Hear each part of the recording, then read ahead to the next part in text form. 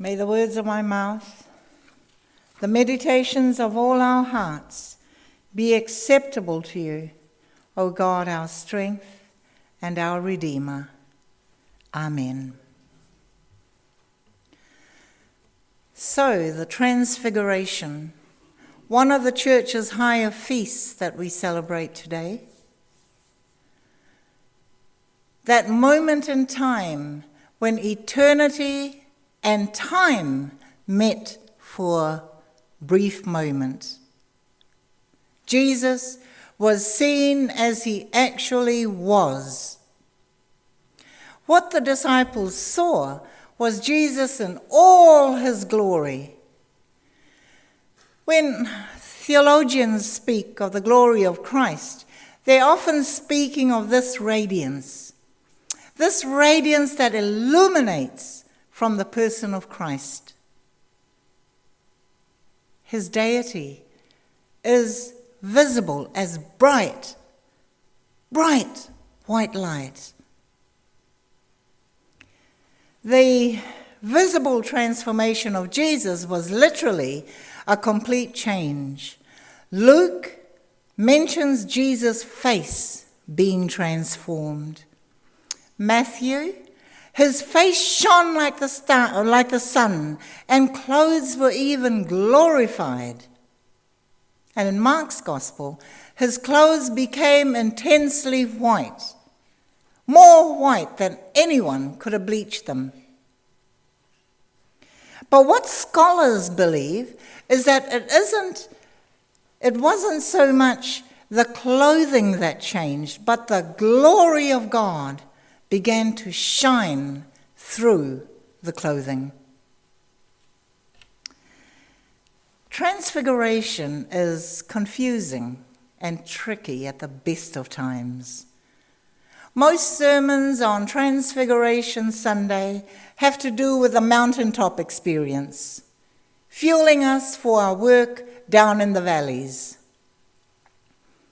My question is, what if it's more than that? What if it's more than what happened up there in the mountain, on the mountain? What if witnessing and experiencing some sort of transfiguration is what allows us to do the work of bringing that divine love into the world?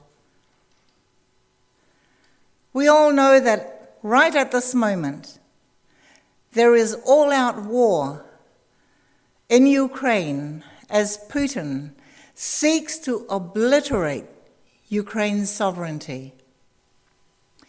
There's a variant of Omicron that is both more contagious and more severe than the variant we're used to.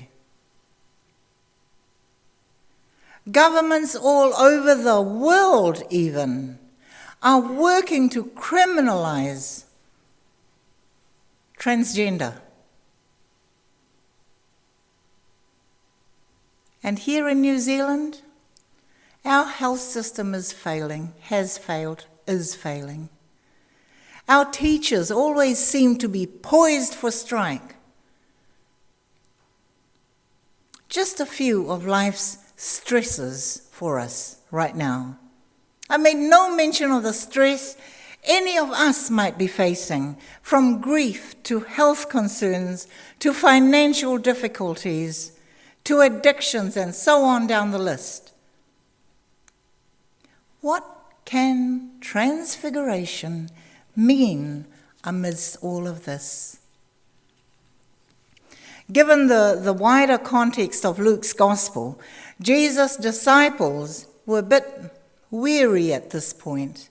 They'd been out there teaching, healing, witnessing Jesus feed the 5,000 plus with so little food. They were seriously thinking that Jesus was indeed the long-awaited Messiah, always surrounded by crowds, very wearying. Perhaps Peter, James, and John were starting to show just a little bit of exhaustion at this point. For reasons known only to Jesus, He took these three with him when he went up the mountain to pray.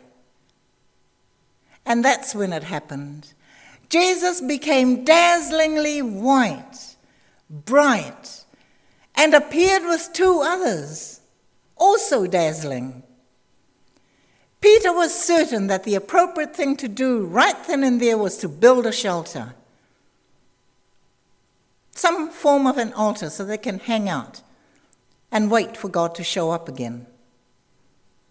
Then came the cloud and the voice proclaiming Jesus as God's chosen Son, one to whom they should listen. I'm sure terror silenced them, froze them for the rest of that night, who knows, even for a while afterwards. But the next day they come down off the mountain to discover that the other disciples weren't doing too well either, further along after our gospel story. They too were flagging in energy, flagging maybe in faith as well. A little boy had been brought to them. They failed to heal him, but Jesus did, and made his disappointment in their flagging faith known. We don't know why the disciples failed. I suspect it might be something to do with failing to recognize the greatness of their God. There is no doubt that there is so much need for healing in the world around us today, just as it was in Jesus' day. And often, with so much need, we too become tired, weary, burdened down. Our prayers alone won't make Putin stop. Our prayers alone won't drastically decrease the effects of COVID or change the hearts of our world leaders. Our prayers alone will not avoid a teacher's strike or revive our 24-hour emergency centres. However, I do wonder how long it has been since any of us, myself included, have gone off to a quiet place to seek just the glory of God. How many of us have done that recently? I know that out at Castle Point, Ron would have no choice but to just sit, wonder, and contemplate the awe of God's handiwork. I wish I had that. I wish more of us had that. My theory is that the Transfiguration isn't as uncommon as we think. We just fail to notice it. We are so busy staving off our daily stress that we forget that the world itself is filled with God's glory, and that we too are filled with that same glory. Under all the stresses that we go through, we fail to notice that. I don't suspect any of us have witnessed the transformation as described in the gospel, but this doesn't mean that we haven't witnessed or experienced transfiguration at all. Have you ever had to do a double take when you've caught a glimpse of something or someone with an extra sparkle or shine in their eyes? A touch of dazzle? Instead of dismissing those moments as figments of our imagination, maybe we'd better start thinking, giving thanks for that little glimpse of joy that we've experienced, a trickle of the Transfiguration, if you may. Then maybe a little bit of our weariness can be lifted. The faith, the hope needed to continue the works of healing our parish, healing our neighbours, healing our community. The first historical figure that arrived up on the mount that day with Jesus was Moses. Moses, the great liberator. Moses, who had led the people out of Egypt more than 1,300 years before that day. Moses stands on the Mount of Transfiguration, and if Peter, James, John, you and I stay awake, there is something to learn from Moses' presence. Moses represents our cultural, ethnic history of God's people. He represents the distinctive history of the race of people called Israel. The presence of Moses is a history lesson teaching us that God makes people for himself in a very distinctive way. He leads them through a time of oppression, slavery, despair, and brings them out at the other end full of hope.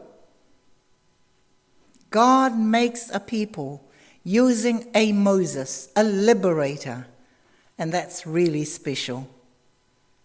But then there's Elijah, standing next to Moses up there on the mountain, is the first of the great prophets, Elijah, who lived some 400 years after Moses, some 900 years before Jesus.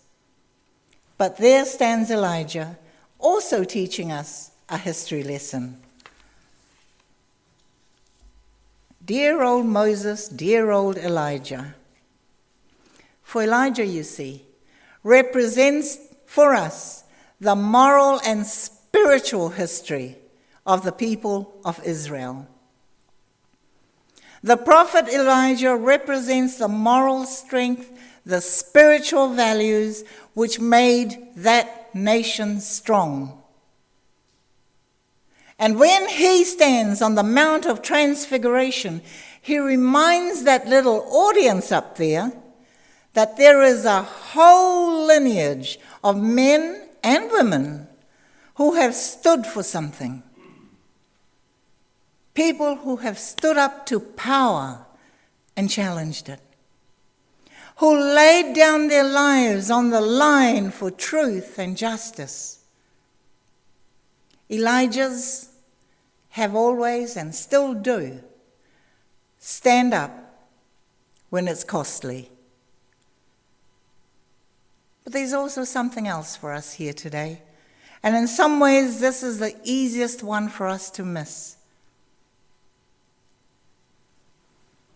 In this marking of the Transfiguration, we too need to learn our own personal histories. Think of it.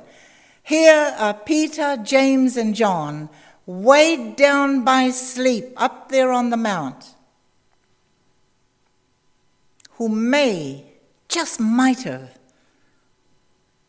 missed this awesome event. They nearly missed seeing Jesus as he really was in all his glory. They almost missed seeing the wonder of those long dead patriarchs, Moses and Elijah.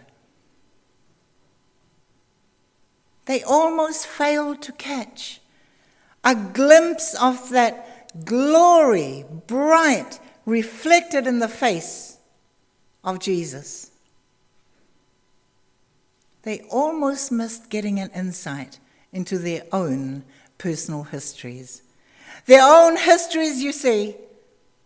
They had spent months following Jesus. They had talked with him, listened to him, witnessed him. They had seen his miracles. They had discovered his healing power. He had shaped them. He, Jesus, had formed these men. Let's allow him to form us too.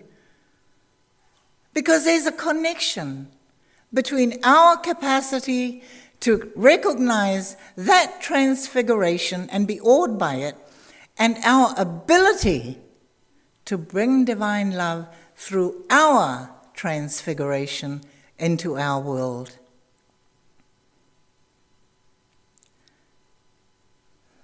The Asian philosopher Santayana said, "Those who can't remember the past are condemned to repeat it." Those who can't remember the past are condemned to repeat it. Our Christian gospel says that those who can remember their cultural and ethnic past can celebrate it.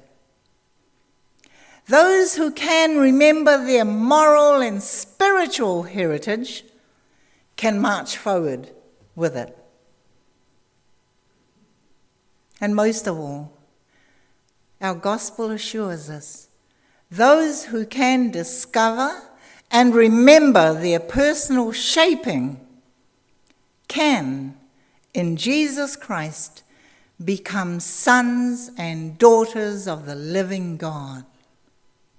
Transformation, transfiguration at its very best. Amen.